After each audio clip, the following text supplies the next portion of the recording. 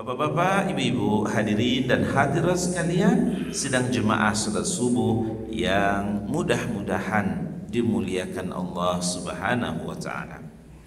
Kajian kita pada pagi hari ini insyaallah kita akan berinteraksi dengan ayat-ayat firman Allah Subhanahu wa taala yang ayat-ayatnya baru saja kita bacakan pada muqaddimah tadi itu. Itu adalah ayat-ayat firman-firman Allah Subhanahu wa taala yang terdapat dalam satu surah yang Allah beri nama surahnya dengan surah Al-Buruj yang bermakna gugusan bintang ke bintang. Ayat kita ini, surah ini, topik utamanya adalah menerangkan kepada kita begitu bengisnya pemimpin ketika itu, Raja Najran, yang tidak bersahabat dengan mereka yang beriman dengan Allah Subhanahu wa taala. Puncak persekusi yang dilakukan Raja Najran terhadap warganya yang beriman dengan Allah, membakar hidup-hidup yang tidak mau ikut dengan pemerintah. Jadi puncak dari siksaan membakar orang hidup-hidup, nah, itu yang dilakukan. Maka nanti kepada yang bersangkutan, bukan hanya pada rajanya, seluruh yang terlibat dalam pembakaran hidup-hidup warga Najran itu akan mendapatkan balasan sebagaimana mereka membakar hidup-hidup warga yang beriman, mereka akan mendapatkan lebih dari itu.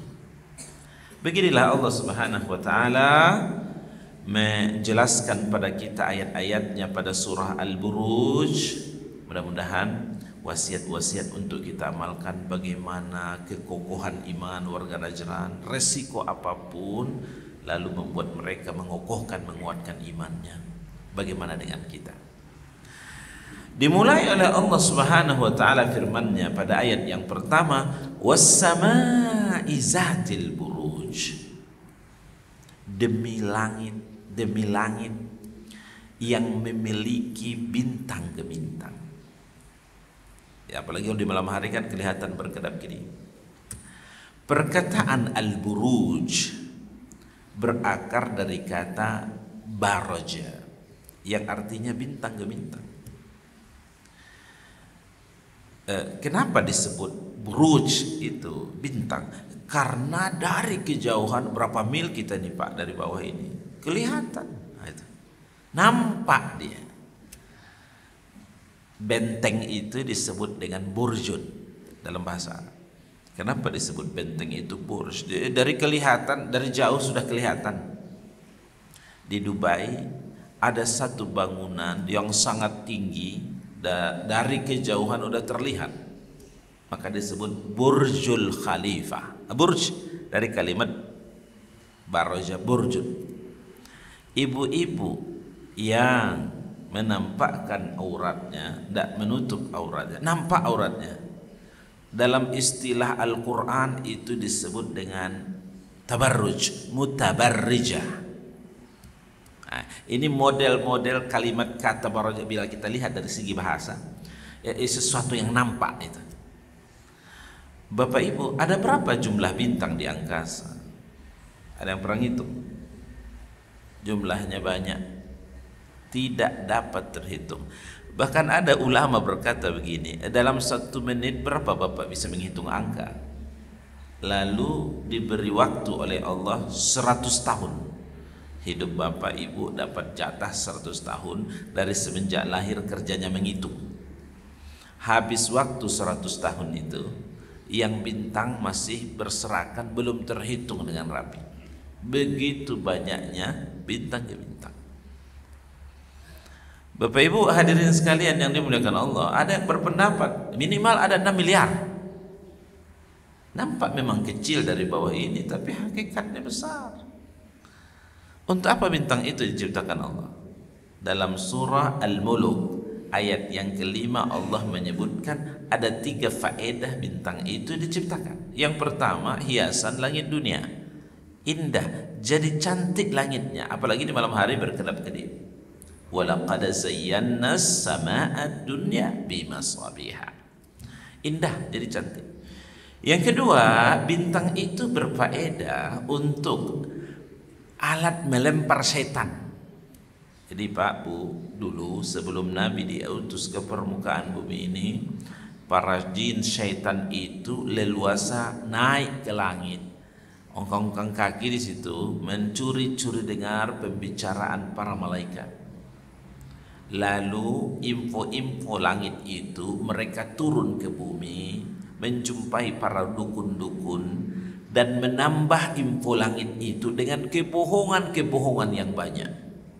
Terkadang apa yang disebutkan oleh dukun ada memang benarnya, tapi bohongnya juga banyak. Tetapi setelah Nabi diutus ke permukaan bumi ini, itu tidak bisa lagi mereka ke langit mendengar, mencucu dengar. Hampir-hampir sampai mereka di langit itu, sudah disiapkan panah-panah api. Iya, Bapak Ibu kalau ingin detail penjelasan ini baca nanti surah Al-Jin, yaitu keterangan-keterangan, ungkapan-ungkapan jin yang direkam oleh Allah Subhanahu wa taala dan Allah sampaikan pada Nabi Muhammad dalam bentuk ayat-ayat firman-firman Allah. Rekapitulasinya surahnya namanya surah Jin. Jadi waktu itu ayat 9 kalau saya tidak salah dari surah Jin. Ketika kami mau naik sampai ke langit itu tidak ada, sudah disiapkan panah-panah api. Lalu mereka mengadu kepada bosnya, ada apa ini? Lalu pemimpinnya syaitan ini membagi, tolong, ada sebagian yang ke timur, ada yang ke barat, ada apa ini? Ada apa di penduduk bumi ini? Apakah akan ada kebaikan untuk penduduk bumi atau sebaliknya? Itu kata. Ternyata kelahiran datangnya diutus Nabi Muhammad sallallahu alaihi wasallam. Ada faedah yang ketiga Pak Bu, dari bintang itu diciptakan, tidak disebutkan pada ayat kelima surah Al-Mulk, tapi dalam ayat yang lain itu bintang berfaedah untuk penuntun arah, penunjuk jalan, sebagaimana mereka yang beraktivitas di perairan laut. Allah berfirman, wa bin najmi hum yahtadun. Dengan bintang-bintang itu menuntun arah perjalanan mereka, terutama di perairan laut. Tiga faedah ini, bintang itu diciptakan, yang pada ayat pertama surah ini Allah bersumpah dengannya. Jangan ditambah-tambah faedahnya Pak. Apa itu? Diambilnya tanggal lahirnya. Pak, tanggal berapa lahir Pak? Tanggal siapa? Oh, kalau itu bintangnya ini tuh Pak. Lalu meramal dan menujum tentang masa depannya dengan menggunakan bintang ke bintang itu. Oh, kalau begini Pak, Bapak ini dapat istri yang cerewet nih. Ini payah nih Pak, jangan. Tidak ada dalam ajaran agama kita yang meyakini hal tersebut. Kita lanjutkan. Setelah Allah bersumpah demi langit dan bintang-bintang, gugusan bintang yang bersinar bercahaya di malam hari, pada ayat yang kedua kembali Allah bersumpah. Kali ini Allah bersumpah dengan wal yaumil mau'ud, demi hari yang dijanjikan. Apa itu hari yang dijanjikan? Hari kiamat. Kan belum terjadi sekarang, baru dijanjikan oleh Allah. Tapi jangan lupa Bapak Ibu, kalau Allah yang berjanji itu pasti itu. Kita yang kadang berjanji menepati, kadang enggak, mengingkari janjinya. Kalau Allah dalam Quran, Allah berfirman, innallaha la yukhliful mi'ad. Allah itu tidak pernah memungkiri janjinya. Allah berjanji dengan hari kiamat, pasti enggak? Pastilah. Idza waqa'atil waqi'ah. Pasti. Allah bersumpah dengan itu. Pasti itu. Jadi kalau mereka menduga yang menyiksa terhadap masyarakat Najran, hidup itu hanya di dunia, sudah mati, terbakar, habis. Oh enggak, ada hari yang dijanjikan. Di situ nanti akan ditegakkan keadilan Allah. Kira-kira begitu pemahamannya. Yang berkuasa bukan lagi kerajaan Najran, rajanya Najran. Yang berkuasa wa ahkamul hakimin, satu hakim tunggal. Siapa itu? Allah Subhanahu wa taala. Pada ayat yang ketiga masih Allah bersumpah. Pak Bu, kalau ayat-ayat itu, surah-surah itu dimulai dengan sumpah, itu menunjukkan pentingnya satu info yang akan disampaikan berikut ini. Berikutnya pada ayat yang ketiga, wasyahidin wa mashhud. Allah bersumpah demi saksi dan yang menyaksikan. Siapa saksi? Allah bersumpah dengan dirinya karena saksi yang paling sempurna adalah Allah Subhanahu wa taala. Kalau kita ini bagaimana Pak jadi saksi? Bapak Ibu, paling kita bisa menyaksikan apa yang telah terjadi, apa yang sedang terjadi. Yang belum terjadi bisa tidak Bapak memberikan kesaksian, keterangan tentang saksi? Oh, nggak bisa. Yang lebih parah Pak Bu, sudah pernah terjadi, kadang sudah kita alami, kita lupa, tidak bisa memberikan kesaksian dengan sempurna. Contoh, dulu waktu muda-muda Bapak Ibu di kantin sekolah SMP, SMA makan bakwan 3, bayar baru 2. Oh iya, baru ingat sekarang. Padahal dulu udah hampir lupa kan. Dulu mungkin pernah meninggalkan sholat. Pernah enggak Pak? Pernah enggak Bu? Pernah sedikit, pernah banyak. Oh banyak barangkali Pak Ustaz. Nah coba sebutkan yang banyak itu, tanggal berapa, bulan berapa, tahun berapa, maghrib atau isya. Enggak tahu. Nah itu kan kalau kita jadi saksi tidak bisa memberikan keterangan dengan sempurna. Tapi kalau Allah Subhanahu wa taala, dia saksi yang paling sempurna. Pak Bu, yang kita makan bakwan 3 bayar baru 2, itu ada catatannya sama Allah, Raqib dan Atid punya filenya dengan sempurna. Nah, oleh karena itu, apakah luput dari pandangan Allah penyiksaan Raja Najran terhadap masyarakatnya yang sampai membakar hidup? Oh tidak. Ingat, makanya Allah bersumpah wasyahidin wa mashhud, demi saksi dan yang disaksikan. Yang disaksikan itu siapa? Kitalah, makhluk. Bapak Ibu, ada satu ayat di dalam surah Yasin. Surat Yasin ini kan sering sekali kita dengarkan, apalagi Bapak Ibu yang terbiasa dengan Yasinan ya. Satu ayat dalam surah Yasin itu berkata begini, al-yawma nakhtimu ala afwahihim. Ada harinya nanti itu Pak, satu hari di mana kami kunci mulut-mulut mereka. Mulut yang biasa berkata, berucap, memberi alasan, menambah-nambah, mengurang-urangi keterangan itu, lalu dipensiunkan oleh Allah, dikunci rapat-rapat, tidak bisa lagi memberi keterangan. Terus mana apalagi yang akan memberikan keterangan? Wa tukallimuna aydihim, tangan-tangan kita yang tidak punya bibir ini, lalu dia memberikan keterangan, saya yang mengubah angka-angkanya itu dulu ya Allah, saya yang mengambil itu, bukan hak saya dulu ya Allah, tapi tangan ini yang ambil. Itu dia memberikan keterangan, tangan-tangan itu yang mengambil alih untuk memberikan keterangan.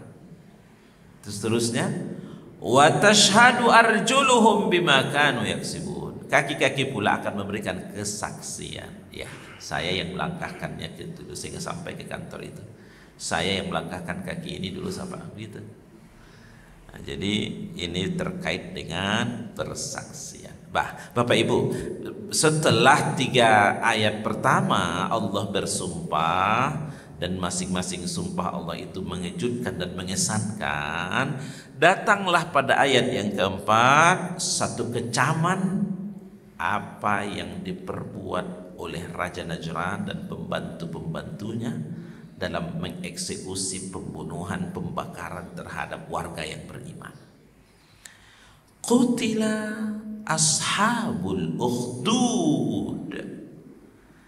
Pada mulanya perkataan qutila itu secara bahasa terbunuh, dibunuh. Tapi bukan itu makna yang tepat di sini, melihat kepada kalimat-kalimat sebelum dan sesudahnya. Qutila di sini bermakna terkutuk atau celaka. Allah berfirman mengultimatum perbuatan Raja Najran dan anggotanya yang berlaku kasar, bertabiat kasar pada orang yang beriman.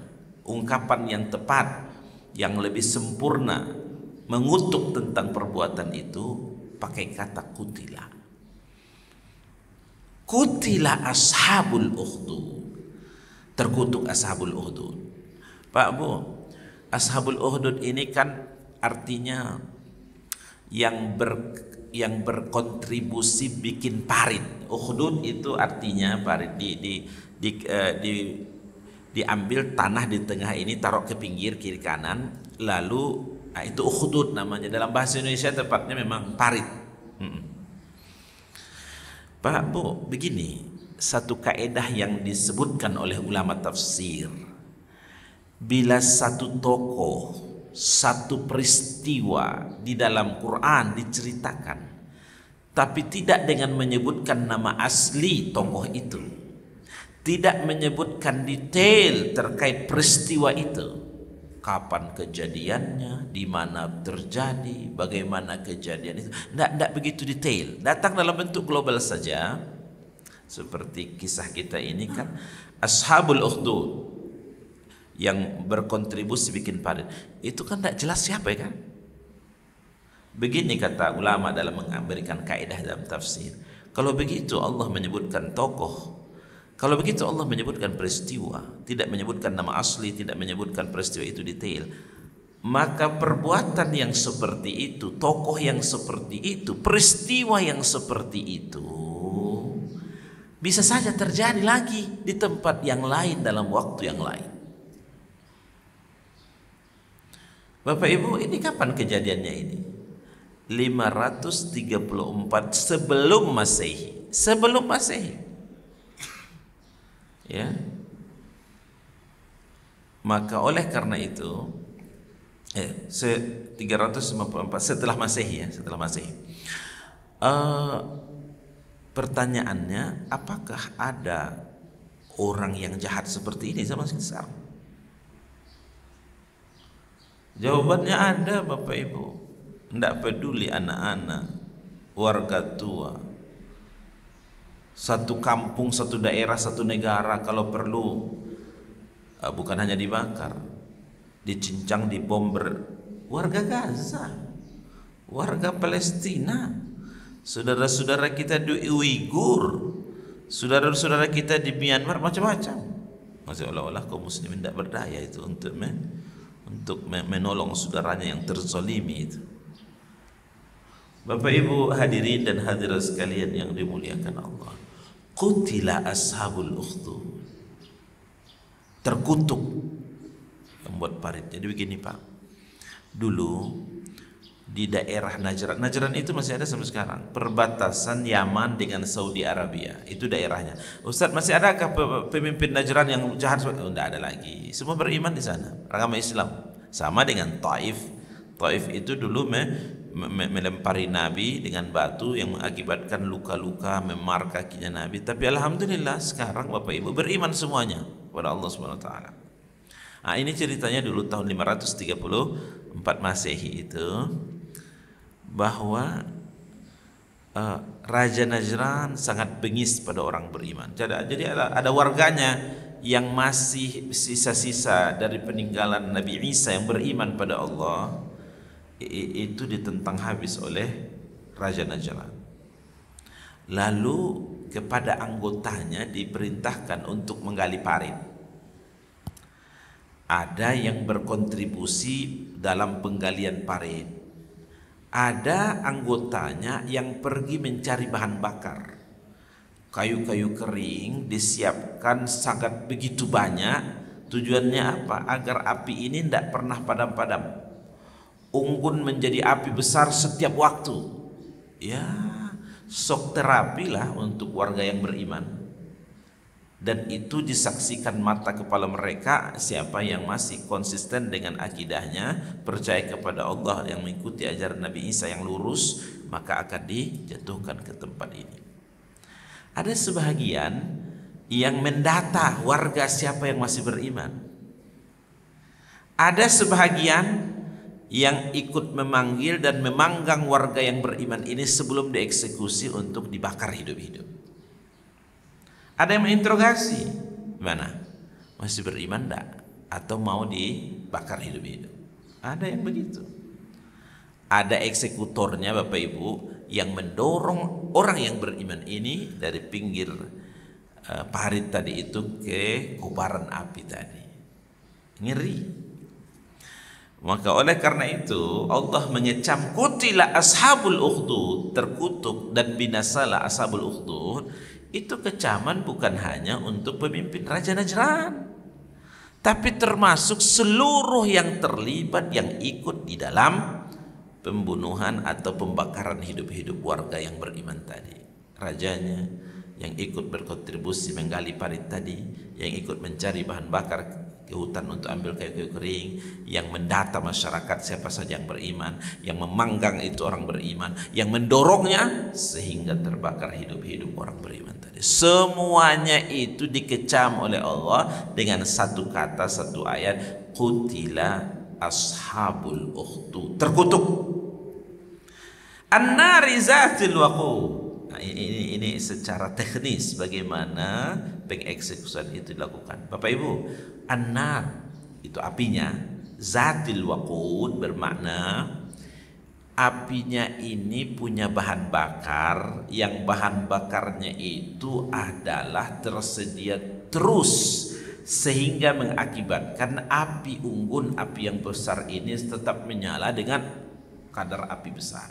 Kalau hanya sedikit bahan bakarnya, maka setelah bahan bakar kayu-kayu ini hangus terbakar semuanya, padam dia apinya. Oh, ini tidak.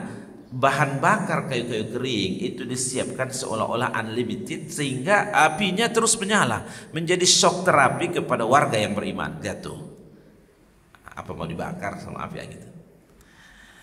Idhum 'alaiha qu'ud. Pak, Bu, warga yang beriman itu disuruh dipanggil dan disuruh berdiri di tepi dari parit ini. Panasnya minta ampun. Dan disitulah dibisikkan kepada mereka, bagaimana? Masih beriman enggak? Atau ikut dengan apa yang dititahkan oleh Raja Najran? Itu aja, pilihannya dua saja.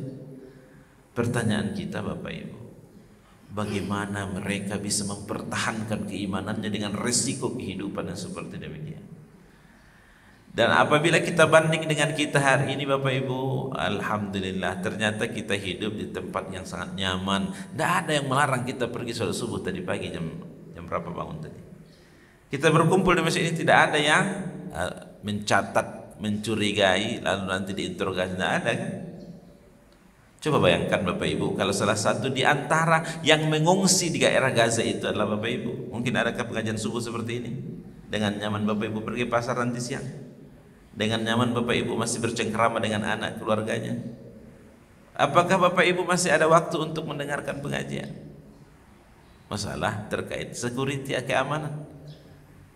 Nah, itu kita yang hidup di tempat normal yang nyaman ini tidak beribadah sungguh-sungguh kepada Allah, sementara mereka di sana merindukan ketenangan, tapi tidak pernah untuk hilangnya iman dari hati mereka, mendekatkan diri kepada Allah dengan sangat luar biasa. Yang setiap waktu bom berbunyi, yang setiap waktu adalah senapan berdesing, tetapi anak-anaknya masih menghafal Al-Quran, pada perempuan-perempuannya mengkhatamkan Al-Quran, memiliki hafalan-hafalan yang banyak. Kalah pula kita Bapak Ibu di daerah yang aman ini.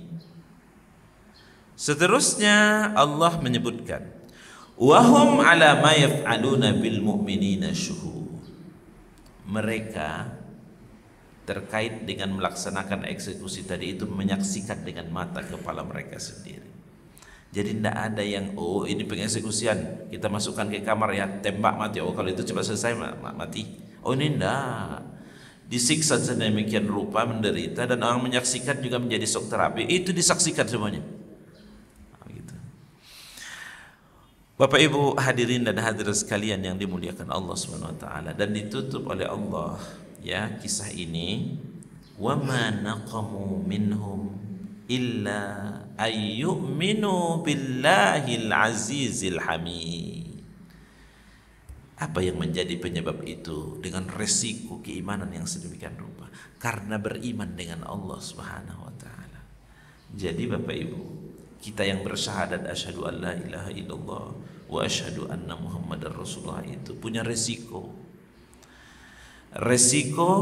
yang membuat para nabi-nabi dibenci oleh lawan-lawannya, yang membuat Nabi Ibrahim terbakar tapi apinya alhamdulillah tidak membakar, yang membuat Nabi Muhammad terusir dan harus hijrah ke Madinah Munawwarah, yang membuat banyaknya orang yang mati syahid di jalan Allah Subhanahu wa taala. Ya.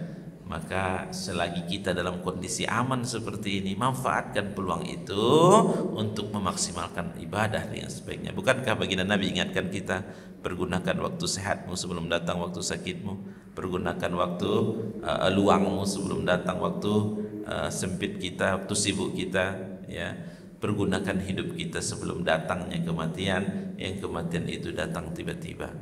Bapak Ibu hadirin dan hadirat sekalian yang dimuliakan Allah, tentu kita tidak berdoa, tidak berharap ya Allah kapan itu datang, risiko enggak. Tapi kalau waktunya datang, maka disitulah dituntut bagaimana tingkat keimanan kita kepada Allah. Bagaimana rahasianya, kenapa mereka bisa menjaga keistiqomahan, komitmennya dengan Bapak Ibu, enggak muncul begitu saja itu. Itu adalah dengan tarbiyah, itu adalah dengan pendidikan, itu dengan keyakinan mereka yang dalam dengan agama ini. Bagaimana mengantarkan keyakinan yang dalam dengan agama ini? Tidak lain adalah dengan belajar, dengan membaca ayat-ayat Al-Quran, dengan meminta sehingga Allah menuntun hidayah dan petunjuknya kepada hati-hati kita, sehingga lahirlah generasi yang kokoh sedemikian rupa dalam mempertahankan akidah, memperjuangkan imannya. Maka oleh karena itu kita perlu untuk mengokohkan diri kita, keluarga kita dengan nilai-nilai iman, dengan nilai-nilai akidah. Tentu harus belajar, mendengarkan pengajian, membaca Al-Quran, terus mempelajarinya dengan sungguh-sungguh. Mudah-mudahan memberikan manfaat pada kita Bapak Ibu. Hadanallahu wa iyyakum ajma'in fa'tabiru ya ulil absar la'allakum turhamun. Wabillahi taufiq wal hidayah. Assalamualaikum warahmatullahi wabarakatuh.